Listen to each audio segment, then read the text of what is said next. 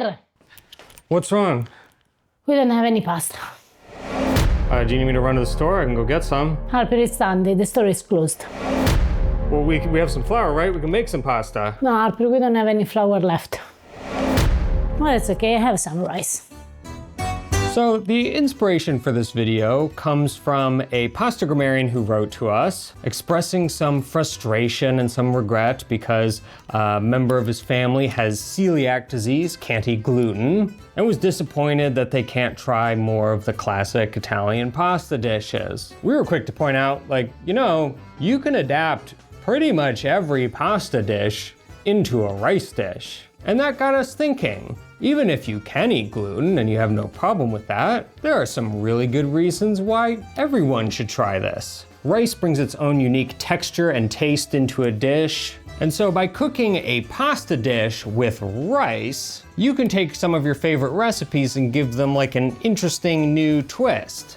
But it's not just as simple as replacing the pasta with the rice. There are a few different approaches you can take, a few different sort of tricks, depending on what kind of pasta dish you're trying to recreate. And so today, Ava's gonna share the basics. We're gonna look at a few very different kinds of pasta dishes and how she would go about cooking them with rice. The first pasta dish that we are going to recreate with rice is one of the most famous Italian pasta dishes, famous outside of Italy more than inside of Italy, and is pasta all'Alfredo or fettuccine all'Alfredo.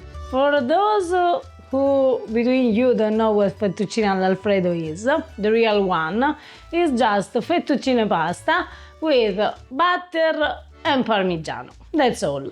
And we are going to make the rice with butter and Parmigiano. I'm going to cook this riso all'Alfredo like I'm going to cook every kind of risotto, but with some small differences. But the first step is the same, which means we start with toast the rice into a pan, into a very hot pan. The kind of rice you need is the rice for risotto, which means the best one in Italy is carnaroli. Now, if you can't find carnaroli because it's difficult or because maybe it's too expensive, you can use also arborio.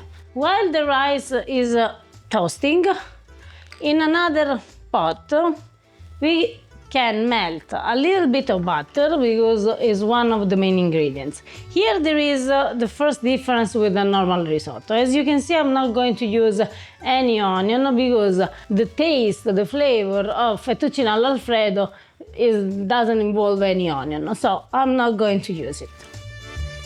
When you toast the rice, you need to pay attention to not burn the rice, and more or less 4 minutes is enough.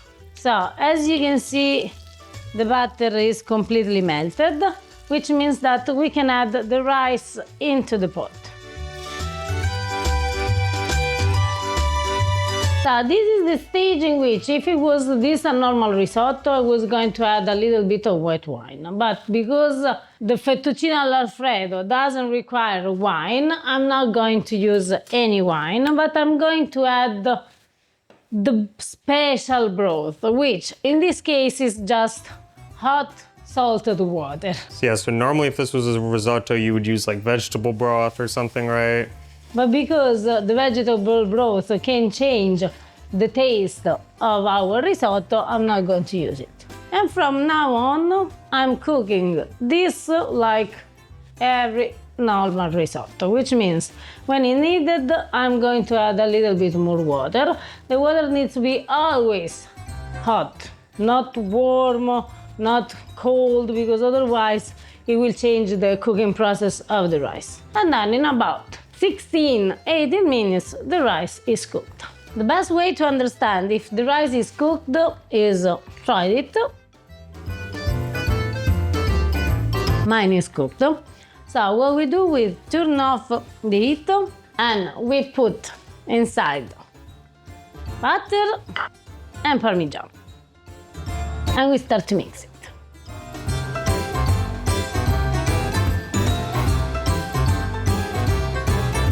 We cover it and we wait 3 minutes.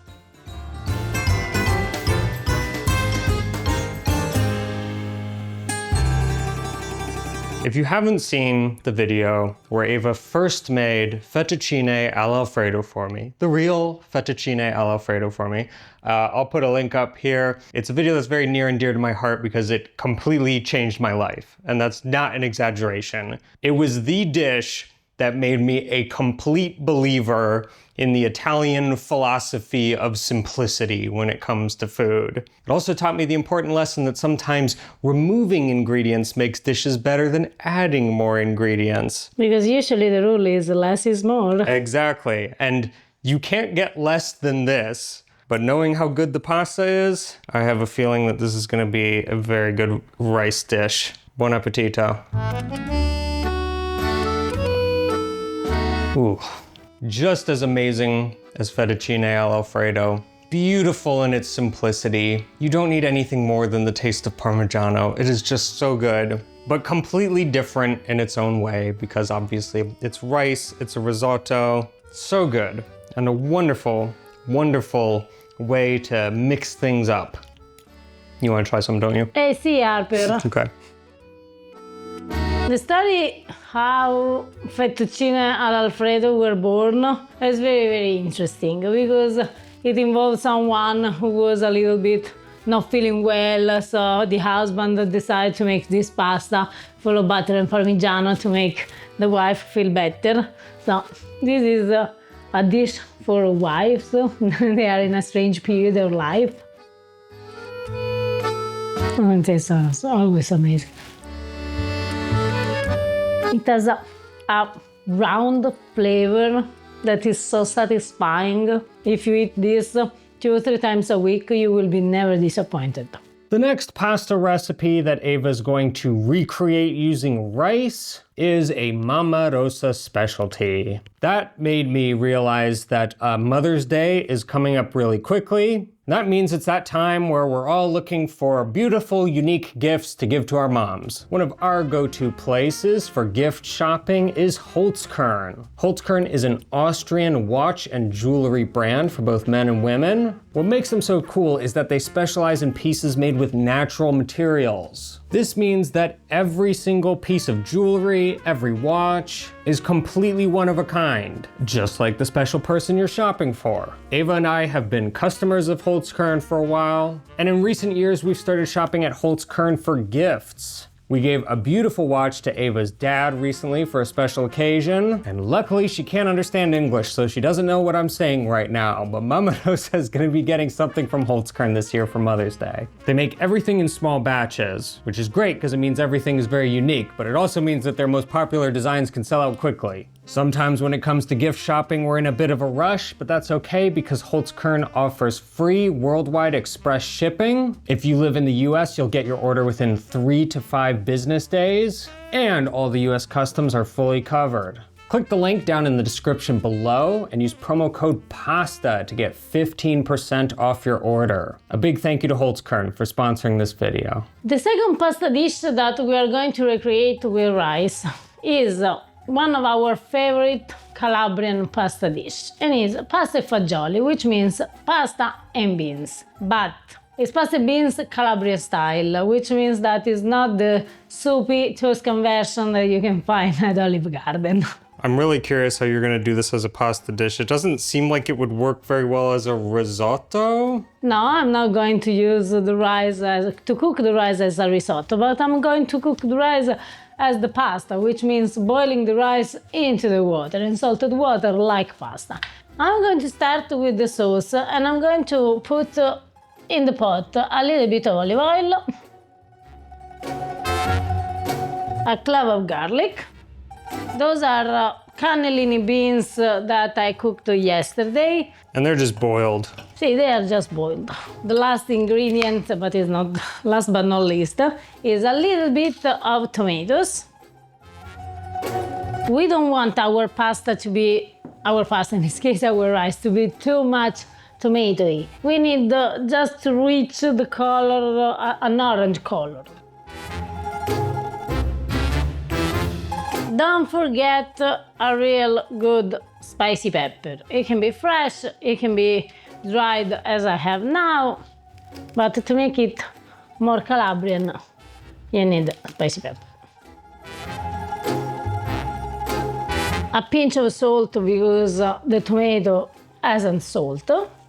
We cover on a medium-low heat. You will cook the beans for about 10-15 minutes because the beans are already cooked. So we need just the extra time to cook the tomatoes and to make the sauce comes together. And in the meantime, we can cook the rice.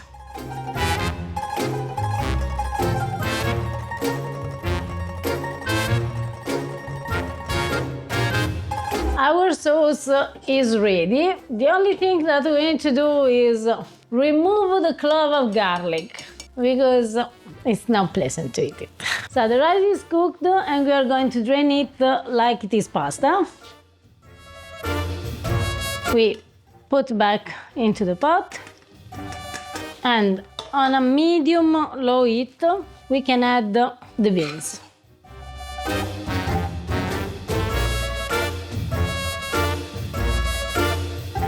A little bit of olive oil.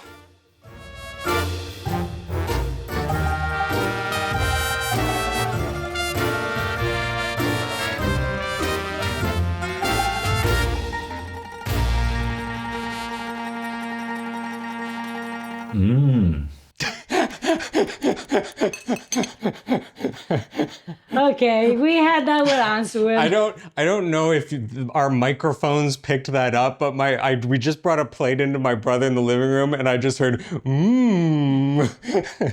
I haven't tried it yet, but I'm pretty sure that's what's gonna sum this up. Oh, yeah. Pasta fagioli. Actually, I should call it by its real name because here it's known as pasta celiac. It's one of my favorite pastas. It's amazing. It sounds maybe not like the sexiest pasta to people who've never had it before, but then when you eat it, it is so good. And so every time people come here for a pasta lesson or something with the Spice Girls, they make pasta celiac. It's the local specialty. It's amazing. And turns out it's fantastic in the rice version. It's rice and beans. It's the ultimate comfort food. It's totally different. It's not a risotto. And I think that the technique here matters because when you have a dish where it's like cheese and butter, for instance, like the Alfredo, those are things that just fit very naturally into the risotto method because you usually mix cheese and butter at the end of a risotto anyway. But this is a good example of a pasta dish where normally you kind of cook the pasta separate and the sauce separate and then mix them together at the end. And this is how you do it. Okay, I'm gonna reluctantly hand this plate to you.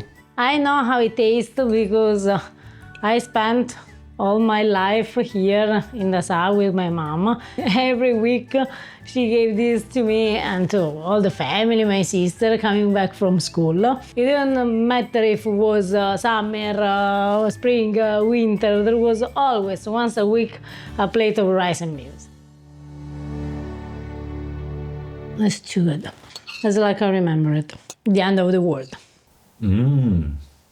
It's guanciale time, which means that for our next pasta rice dish, we are going to Rome and we are going to make one of the most famous Roman pasta dish. And it's not a carbonara, because there is a pasta dish, no, several pasta dishes that uses guanciale and they are much better than a carbonara. And one of those is amatriciana.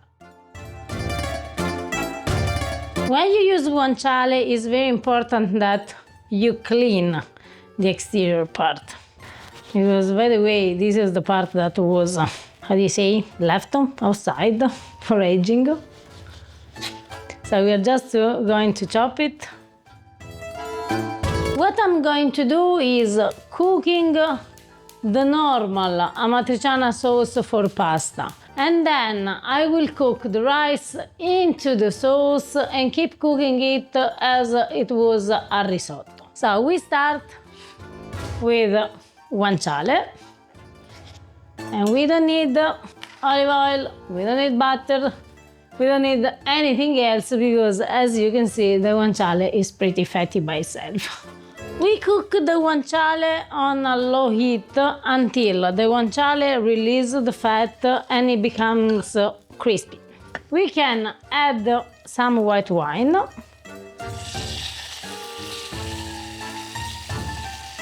And we need to let the alcohol completely evaporate. When you don't smell the alcohol anymore, you can add your tomato sauce. You can choose between tomato puree or whole peel tomatoes. Salt, black pepper,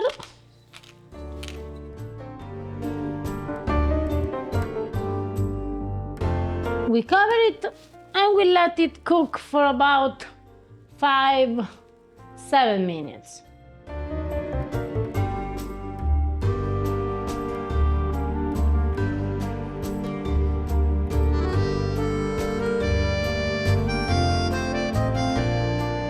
Also in this case, I'm using hot salted water because I don't want to change the taste of the amatriciana sauce.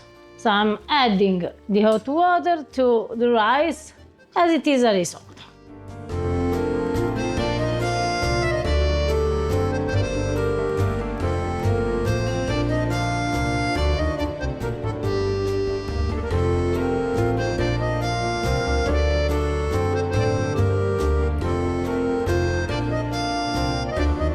Once the rice is cooked, we turn off the heat and we place our pecorino cheese because there isn't amatriciana without pecorino cheese. We cover and we wait for 3 minutes.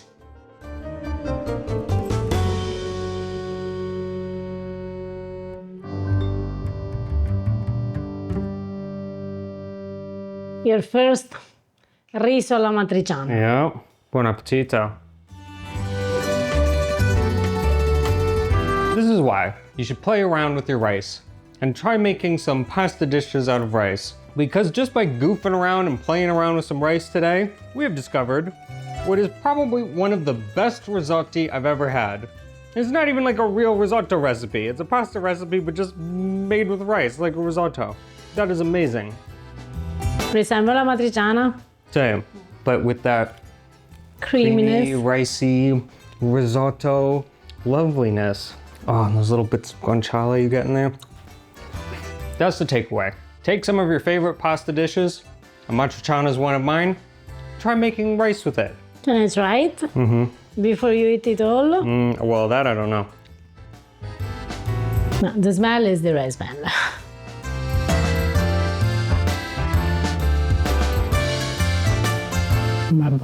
Good experiment. I don't know if I like more the risotto version Yeah. or the pasta version. I don't know. Mamma mia, 10 out of 10. Thank you guys for watching. I hope you got some inspiration for how to turn some of your favorite pasta dishes into rice dishes. Speaking of the blending of rice and pasta dishes, we made a recent video all about pastina, which is the teeny tiny little pasta that you tend to kind of cook like rice. And Woody and Barbara sent us this pic of some orzo with tomato sauce that they made. And it's a very good plate of pasta, or pastina in this case. If you enjoyed the video, please give it a thumbs up, hit that subscribe button. And if you want to support the channel, come check us out over on Patreon. If you try making any of your own rice pasta dishes, as Ava calls them. Pasta rice dishes. Pasta rice dishes. Tag us in a picture on Facebook, Instagram, or Patreon. All right, guys, we'll see you next time. Ciao. Once again, a big thank you to Holtzkern for sponsoring this video. Click the link down in the video description below and use promo code PASTA for 15% off.